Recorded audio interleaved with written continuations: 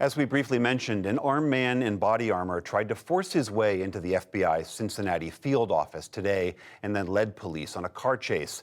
Officials said he shot at a state trooper before abandoning his vehicle. They say he was ultimately killed in a standoff with police that lasted several hours.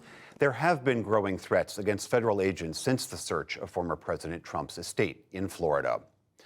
There is a bit more encouraging news on inflation tonight. The AAA Auto Club reports the national average price of gas has dropped below $4 a gallon for the first time in 5 months. And the U.S. Labor Department says wholesale prices fell 0.5 percentage point between June and July.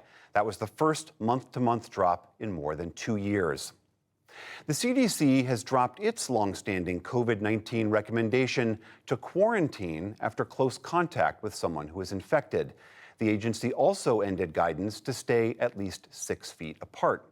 Officials also said 95% of the U.S. population has now achieved some form of immunity from vaccinations or from prior infections.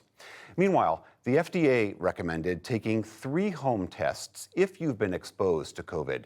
It said 2 tests may miss too many infections. U.S. Secretary of State Antony Blinken pressed leaders in Rwanda today over supporting rebels in the Democratic Republic of Congo next door. UN experts say they've found solid evidence that Rwanda is interfering militarily in eastern Congo. In Rwanda's capital, Blinken said leaders in both countries have agreed to talk. My message to both President Tshisekedi and President Kagame this week has been the same. Any support or cooperation with any armed group in eastern DRC endangers local communities and regional stability. And every country in the region must respect the territorial integrity of the others. The Rwandan government has disputed the UN's findings. The UN Secretary General today called for an immediate halt to all shelling of a nuclear plant in southern Ukraine. The Zaporizhzhia facility is in an area controlled by Russian forces. The two sides have blamed each other for the shelling. Meanwhile, satellite images today showed scorched ground and damaged warplanes at a Russian airbase in Crimea. It was hit earlier this week.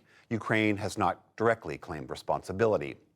And on Wall Street, stocks rallied on the inflation news, then gave up most of those gains. The Dow Jones Industrial Average added just 27 points to close at 33,336. The Nasdaq fell about 75 points. The S&P 500 gave up 3. Still to come on the NewsHour, the concerning shift in how the firearms industry markets to consumers. We examine the tax provisions in the Democrats' budget bill and who will feel the most impact, plus much more. This is the PBS NewsHour from WETA Studios in Washington and in the West from the Walter Cronkite School of Journalism at Arizona State University.